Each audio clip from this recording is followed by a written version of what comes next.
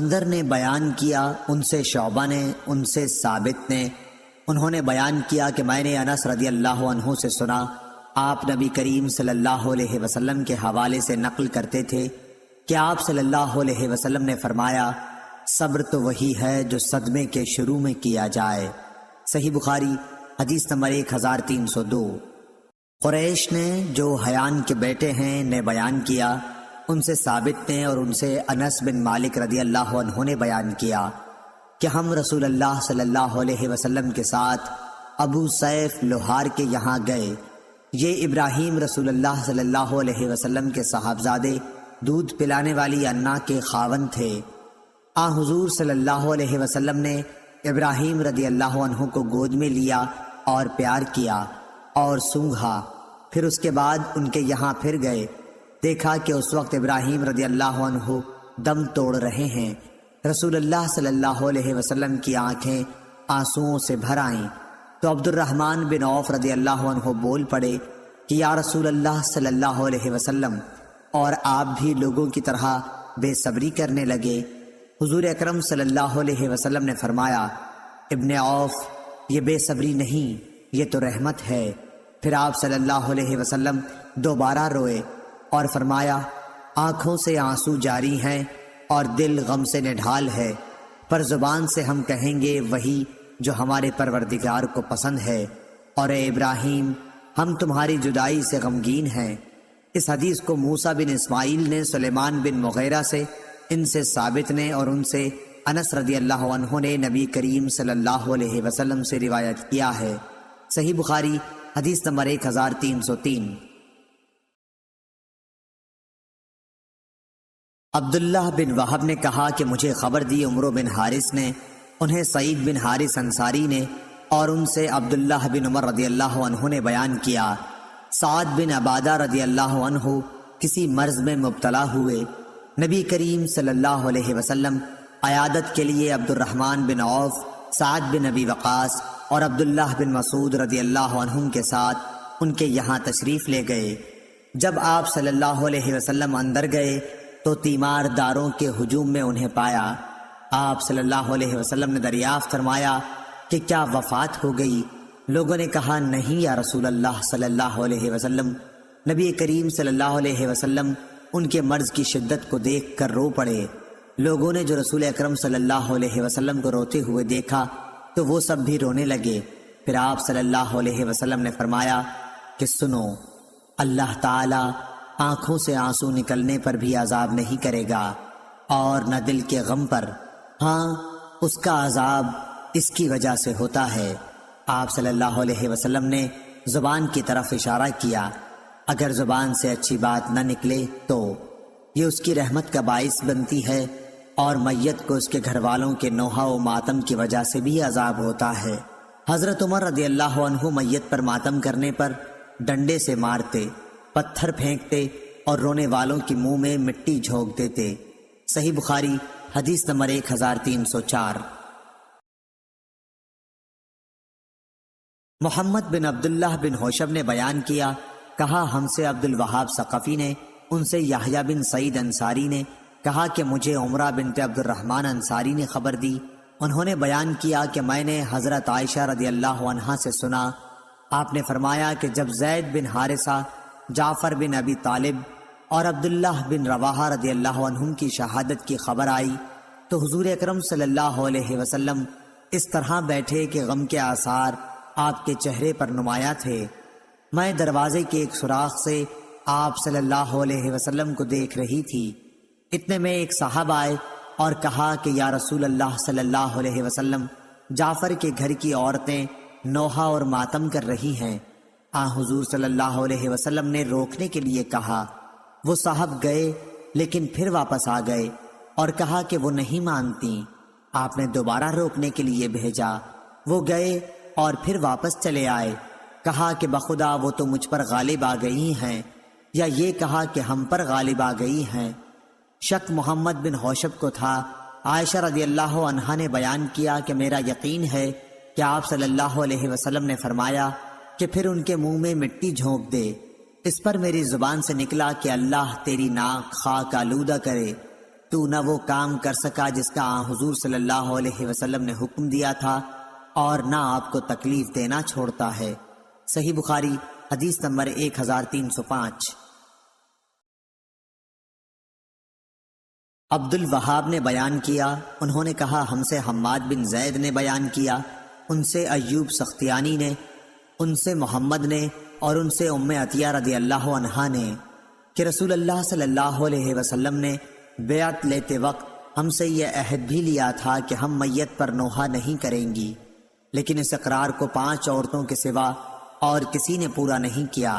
یہ عورتیں ام سلیم، ام علا، ام صبرہ کی صاحبزادی جو معاذ کے گھر میں تھی، اور اس کے علاوہ 2 عورتیں، یا کہا کہ ابو صبرہ کی صاحبزادی، معاذ کی بیوی، اور ایک دوسری خاتون۔ صحیح بخاری حدیث نمبر 1306۔ علی بن عبداللہ مدینی نے بیان کیا، کہا ہم سے سفیان بن عینہ نے بیان کیا، ان سے زہری نے، ان سے سالم نے، ان سے ان کے باپ عبداللہ بن عمر رضی اللہ عنہ، ان سے عامر بن ربیعہ رضی اللہ عنہ نے، اور ان سے نبی کریم صلی اللہ علیہ وسلم نے فرمایا کہ جب تم جنازہ دیکھو تو کھڑے ہو جاؤ اور کھڑے رہو یہاں تک کہ جنازہ تم سے آگے نکل جائے۔ سفیان نے بیان کیا، ان سے زہری نے بیان کیا کہ مجھے سالم نے اپنے باپ عبداللہ بن عمر رضی اللہ عنہ سے خبر دی، آپ صلی اللہ علیہ وسلم نے فرمایا کہ ہمیں عامر بن ربیعہ رضی اللہ عنہ نے نبی کریم صلی اللہ علیہ وسلم کے حوالے سے خبر دی تھی، حمیدی نے یہ زیادتی کی ہے یہاں تک کہ جنازہ آگے نکل جائے یا رکھ دیا جائے۔ صحیح بخاری حدیث نمبر 1307۔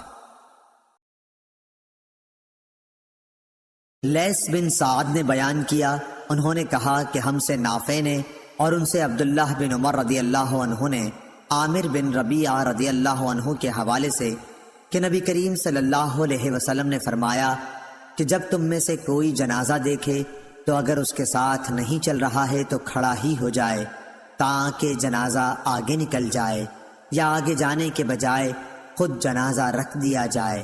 صحیح بخاری حدیث نمبر 1308۔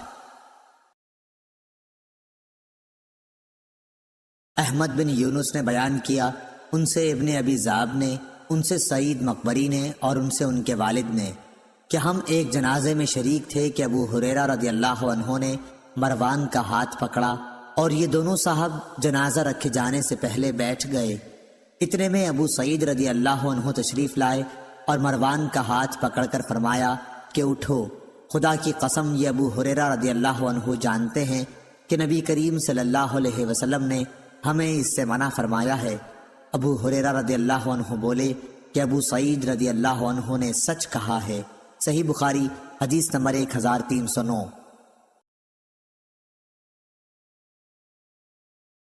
ہشام دستوائی نے بیان کیا، ان سے یحییٰ بن ابی کثیر نے، ان سے ابو سلمہ اور ان سے ابو سعید خدری رضی اللہ عنہ نے کہ نبی کریم صلی اللہ علیہ وسلم نے فرمایا کہ جب تم لوگ جنازہ دیکھو تو کھڑے ہو جاؤ، اور جو شخص جنازے کے ساتھ چل رہا ہو وہ اس وقت تک نہ بیٹھے جب تک جنازہ رکھ نہ دیا جائے۔ صحیح بخاری حدیث نمبر 1310۔ یحییٰ بن ابی کثیر نے بیان کیا، ان سے عبید اللہ بن مقسم نے اور ان سے جابر بن عبداللہ رضی اللہ عنہ نے کہ ہمارے سامنے سے ایک جنازہ گزرا تو نبی کریم صلی اللہ علیہ وسلم کھڑے ہوئے اور ہم بھی کھڑے ہو گئے۔ پھر ہم نے کہا کہ یا رسول اللہ صلی اللہ علیہ وسلم، یہ تو یہودی کا جنازہ تھا۔ آپ نے فرمایا کہ جب تم لوگ جنازہ دیکھو تو کھڑے ہو جایا کرو۔ صحیح بخاری حدیث نمبر 1311۔ عمرو بن مرہ نے بیان کیا کہ میں نے عبد الرحمن بن ابی لیلہ سے سنا، انہوں نے کہا کہ سہل بن حنیف اور قیس بن سعد رضی اللہ عنہ قادسیہ میں کسی جگہ بیٹھے ہوئے تھے، اتنے میں کچھ لوگ ادھر سے ایک جنازہ لے کر گزرے تو یہ دونوں بزرگ کھڑے ہو گئے۔ عرض کیا گیا کہ جنازہ تو زمیوں کا ہے جو کافر ہیں۔ اس پر انہوں نے فرمایا کہ نبی کریم صلی اللہ علیہ وسلم کے پاس سے اسی طرح سے ایک جنازہ گزرا تھا، آپ صلی اللہ علیہ وسلم اس کے لیے کھڑے ہو گئے۔ پھر آپ صلی اللہ علیہ وسلم سے کہا گیا کہ یہ تو یہودی کا جنازہ تھا۔ آپ نے فرمایا کہ یہودی کی جان نہیں ہے؟ صحیح بخاری حدیث نمبر 1312۔ ابو حمزہ نے اعمش سے بیان کیا، ان سے عمرو نے، ان سے ابن ابی لیلہ نے کہ میں قیس اور سہل رضی اللہ عنہ کے ساتھ تھا۔ ان دونوں نے بیان کیا کہ ہم رسول اللہ صلی اللہ علیہ وسلم کے ساتھ تھے۔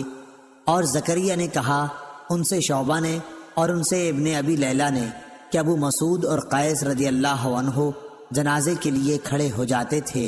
صحیح بخاری حدیث نمبر 1313۔ سعید مقبری نے بیان کیا، ان سے ان کے باپ کیسان نے کہ انہوں نے ابو سعید خدری رضی اللہ عنہ سے سنا کہ رسول اللہ صلی اللہ علیہ وسلم نے فرمایا کہ جب میت چارپائی پر رکھی جاتی ہے اور مرد اسے کاندھوں پر اٹھاتے ہیں تو اگر وہ نیک ہو تو کہتا ہے کہ مجھے آگے لے چلو، لیکن اگر نیک نہیں ہوتا تو کہتا ہے ہائے بربادی، مجھے کہاں لے جا رہے ہو۔ اس آواز کو انسان کے سوا تمام مخلوق خدا سنتی ہے، اگر انسان کہیں سن پائے تو بے ہوش ہو جائے۔ صحیح بخاری حدیث نمبر 1314۔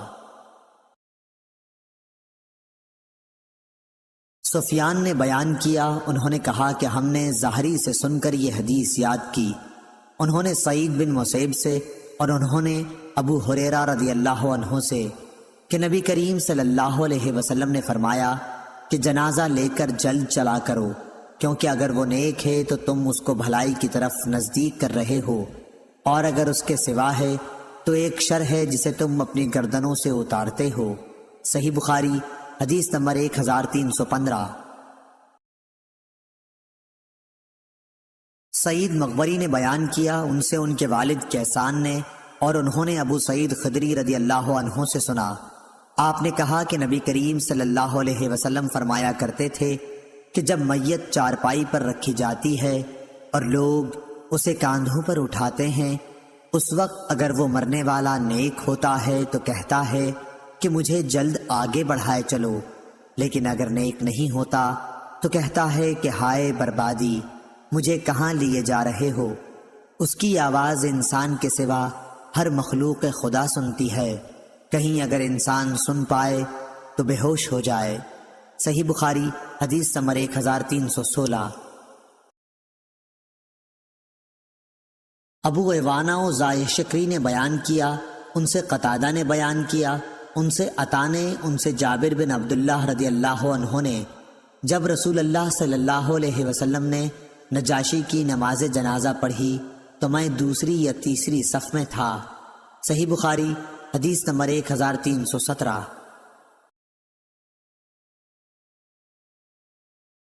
یزید بن زری نے بیان کیا، انہوں نے کہا کہ ہم سے معمر نے، ان سے ظاہری نے، ان سے سعید نے اور ان سے ابو ہریرہ رضی اللہ عنہ نے کہ نبی کریم صلی اللہ علیہ وسلم نے اپنے اصحاب کو نجاشی کی وفات کی خبر سنائی، پھر آپ صلی اللہ علیہ وسلم آگے بڑھ گئے اور لوگوں نے آپ کے پیچھے صفیں بنا لی، پھر آپ صلی اللہ علیہ وسلم نے 4 مرتبہ تکبیر کہی۔ صحیح بخاری حدیث نمبر 1318۔ شعبی نے بیان کیا کہ مجھے نبی کریم صلی اللہ علیہ وسلم کے ایک صحابی نے خبر دی کیا حضور صلی اللہ علیہ وسلم ایک قبر پر آئے جو اور قبروں سے الگ تھلگ تھی۔ صحابہ نے صف بندی کی اور آپ صلی اللہ علیہ وسلم نے 4 تکبیریں کہیں۔ میں نے پوچھا کہ یہ حدیث آپ سے کس نے بیان کی ہے؟ انہوں نے بتایا کہ ابن عباس رضی اللہ تعالی عنہ نے۔ صحیح بخاری حدیث نمبر 1319۔ عطا بن نبی رباح نے خبر دی، انہوں نے جابر بن عبداللہ رضی اللہ عنہ سے سنا کہ نبی کریم صلی اللہ علیہ وسلم نے فرمایا کہ آج حبش کے ایک مرد صالح نجاشی حبش کے بادشاہ کا انتقال ہو گیا ہے، آؤ ان کی نماز جنازہ پڑھو۔ جابر رضی اللہ عنہ نے بیان کیا کہ پھر ہم نے صف بندی کر لی اور نبی کریم صلی اللہ علیہ وسلم نے ان کی نماز جنازہ پڑھائی۔ ہم صفیں باندھے کھڑے تھے۔ ابو زبیر نے جابر رضی اللہ عنہ کے حوالے سے نقل کیا کہ میں دوسری صف میں تھا۔ صحیح بخاری حدیث نمبر 1320۔ شیبانی نے بیان کیا، ان سے عامر نے اور ان سے ابن عباس رضی اللہ عنہ نے بیان کیا کہ رسول کریم صلی اللہ علیہ وسلم کا گزر ایک قبر پر ہوا۔ میت کو ابھی رات ہی دفنایا گیا تھا۔ حضور صلی اللہ علیہ وسلم نے دریافت فرمایا کہ دفن کب کیا گیا ہے؟ لوگوں نے کہا کہ گزشتہ رات۔ آپ صلی اللہ علیہ وسلم نے فرمایا کہ مجھے کیوں نہیں اطلاع کرائی؟ لوگوں نے عرض کیا کہ اندھیری رات میں دفن کیا گیا، اس لیے ہم نے آپ کو جگانا مناسب نہ سمجھا۔ پھر آپ صلی اللہ علیہ وسلم کھڑے ہو گئے اور ہم نے آپ کے پیچھے صفیں بنا لی۔ ابن عباس رضی اللہ عنہ نے بیان کیا کہ میں بھی انہی میں تھا، نابالغ تھا لیکن نماز جنازہ میں شرکت کی۔ صحیح بخاری حدیث نمبر 1321۔ شعبی نے بیان کیا کہ مجھے اس صحابی نے خبر دی جو نبی کریم صلی اللہ علیہ وسلم کے ساتھ ایک الگ تھلگ قبر پر سے گزرا۔ وہ کہتا تھا کہ آپ صلی اللہ علیہ وسلم نے ہماری امامت کی اور ہم نے آپ کے پیچھے صفیں بنا لی۔ ہم نے پوچھا کہ ابو عمرو یہ شعبی کی کنیت ہے، یہ آپ سے بیان کرنے والے کون صحابی ہیں؟ فرمایا کہ عبداللہ بن عباس رضی اللہ عنہ۔ صحیح بخاری حدیث نمبر 1322۔ جریر بن حازم نے بیان کیا، کہا کہ میں نے نافع سے سنا، آپ نے بیان کیا کہ ابن عمر رضی اللہ عنہ نے بیان کیا کہ ابو ہریرہ رضی اللہ عنہ نے بیان کیا کہ جو دفن تک جنازے کے ساتھ رہے اسے ایک قرات کا ثواب ملے گا۔ ابن عمر رضی اللہ عنہ نے فرمایا کہ ابو ہریرہ احادیث بہت زیادہ بیان کرتے ہیں۔ صحیح بخاری حدیث نمبر 1323۔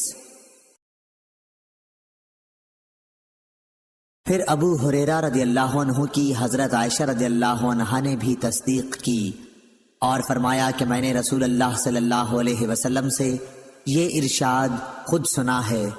اس پر ابن عمر رضی اللہ عنہ نے کہا کہ پھر تو ہم نے بہت سے قیراتوں کا نقصان اٹھایا۔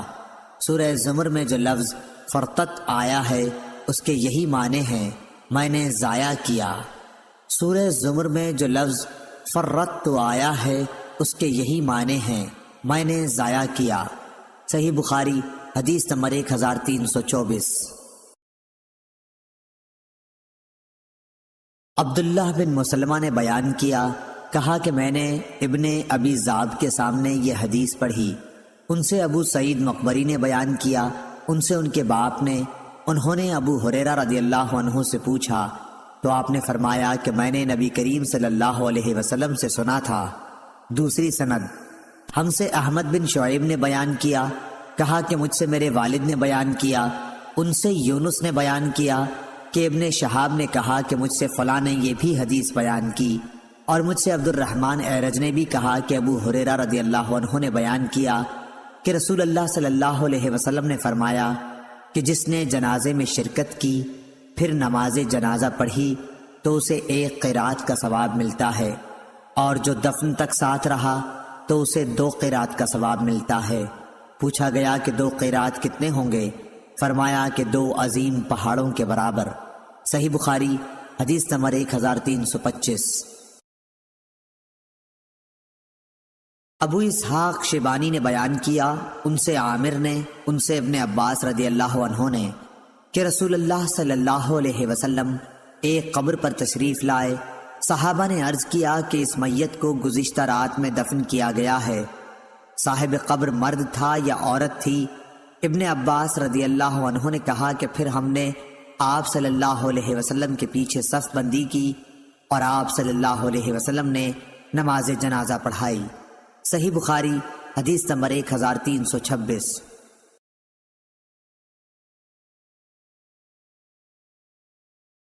سعید بن مسیب اور ابو سلمہ نے بیان کیا اور ان دونوں حضرات سے ابو ہریرہ رضی اللہ عنہ نے روایت کیا کہ نبی کریم صلی اللہ علیہ وسلم نے حبشہ کے نجاشی کی وفات کی خبر دی اسی دن جس دن ان کا انتقال ہوا تھا۔